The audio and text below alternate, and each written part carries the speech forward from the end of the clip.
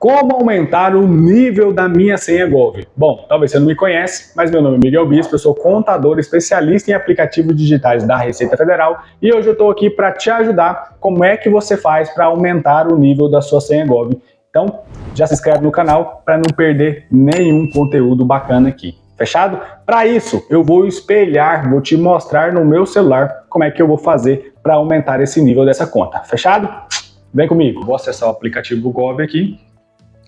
Já tem no card aqui, no link da descrição do vídeo. Se você não tem sua senha Gov, como é que você cria a sua senha Gov, como é que você recupera a sua senha Gov, tá bom? Estou acessando aqui e agora eu vou tentar aumentar o nível da minha conta, fechado? Ele vai dar algumas formas para a gente aumentar. Bom, vocês estão vendo aqui que em cima nesse card azul aqui, o nível da minha conta é bronze, então eu vou clicar para aumentar o nível da minha conta. Eu vou aumentar o nível da minha conta, eu vou clicar aqui de novo em aumentar o nível da minha conta.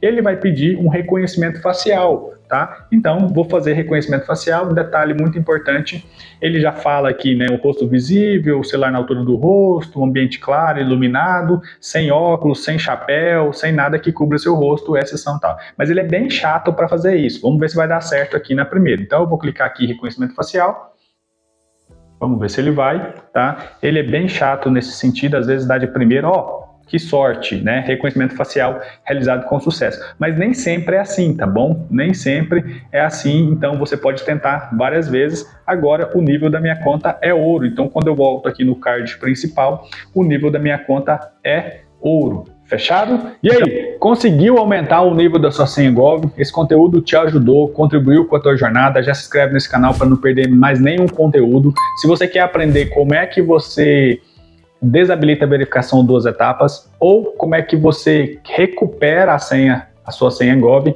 tá? Tem o link aqui na descrição do vídeo. Espero ter contribuído com a tua jornada. Me conta se você teve problema com o reconhecimento facial, se deu errado, e deixa aqui nos comentários. Fechado? Forte abraço!